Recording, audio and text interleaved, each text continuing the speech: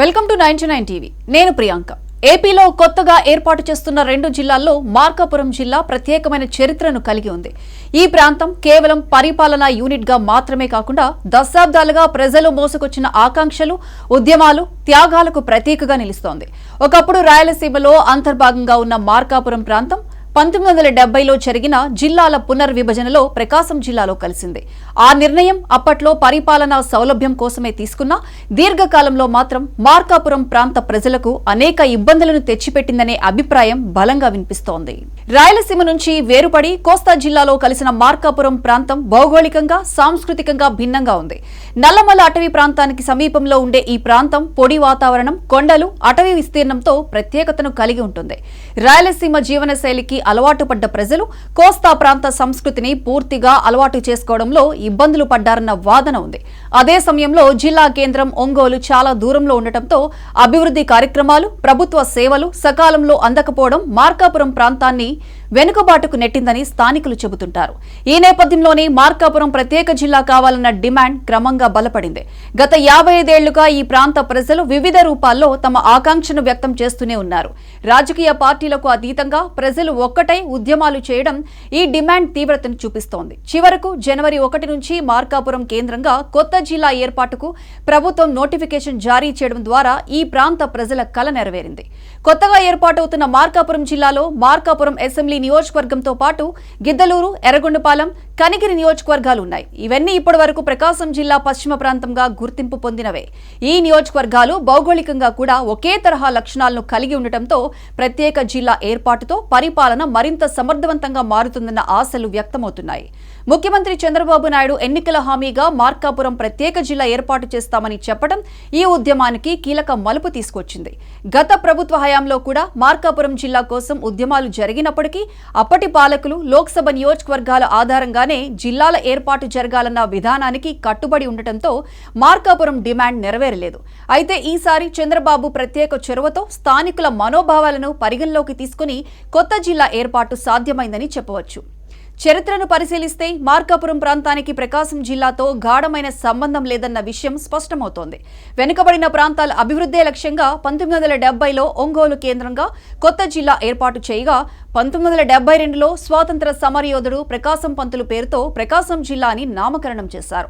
అప్పట్లో గుంటూరు జిల్లాలో ఉన్న చీరాల, పర్చూరు, అద్దంకి ప్రాంతాలను ప్రకాశం జిల్లాలో కలపగా నెల్లూరు జిల్లా నుంచి కొండపి, కందుకూరు, కనిగిరి, దర్శిలోని కొన్ని ప్రాంతాలను విడదీశారు. అలాగే రాయలసీమలోని కర్నూలు జిల్లా నుంచి గిద్దలూరు, మార్కాపురం, ఎర్రగొండపాలెం నియోజకవర్గాల్లోని కొన్ని ప్రాంతాలను ప్రకాశం జిల్లాలో చేర్చారు.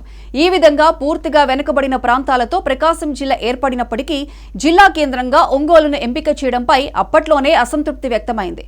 కొందరు నాయకులు పొదిలి పట్టణాన్ని జిల్లా కేంద్రంగా చేయాలని డిమాండ్ చేసినా అప్పటి కాంగ్రెస్ ప్రభుత్వంలో ఒక ప్రభావశీల నాయకుడి పలుకుబడితో ఒంగోలు జిల్లా కేంద్రంగా మారిందన్న ఆరోపణలు ఉన్నాయి. ఆ తర్వాత పొదిలిని కనీసం రెవెన్యూ డివిజన్ కేంద్రంగా చేయాలన్న డిమాండ్ కూడా పట్టించుకోలేదని స్థానికులు గుర్తు చేసుకుంటున్నారు.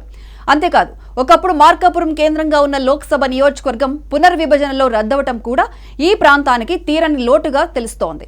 రాయలసీమ నుంచి ప్రకాశం జిల్లాలో చేరిన తర్వాత మార్కాపురం ప్రాంత ప్రజల మనోభావాల్లో క్రమంగా మార్పు వచ్చింది.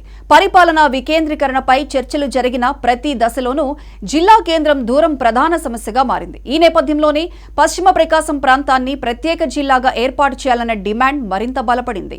ప్రస్తుతం మార్కాపురం ప్రాంతంలోని మారుమూల గ్రామాలకు వెళ్లాలంటే అధికారులకు, ప్రజాప్రతినిధులకు రోజంతా సరిపోతున్న పరిస్థితి ఉంది.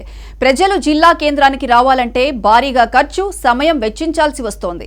గిద్దలూరు నుంచి ఒంగోలుకు సుమారు 140 కిలోమీటర్లు, పుల్లల చెరువు మండలం నుంచి 120 కిలోమీటర్ల దూరం ఉంది. అటవీ ప్రాంతాల్లోని గ్రామాలకు అధికారులు వెళ్లి రావాలంటే 2 రోజుల సమయం పట్టే పరిస్థితులు కూడా ఉన్నాయి. ఈ పరిస్థితులే ప్రత్యేక జిల్లా అవసరాన్ని మరింత స్పష్టంగా చూపించాయి.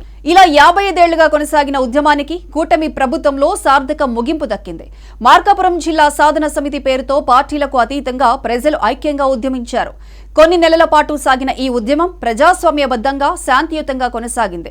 గతంలో లోక్సభ నియోజకవర్గాల ఆధారంగా జిల్లాల ఏర్పాటు జరుగుతుందని అప్పటి ముఖ్యమంత్రి జగన్ చెప్పడంతో మార్కాపురం జిల్లా ఏర్పాటు సాధ్యం కాలేదని స్థానికులు భావిస్తారు.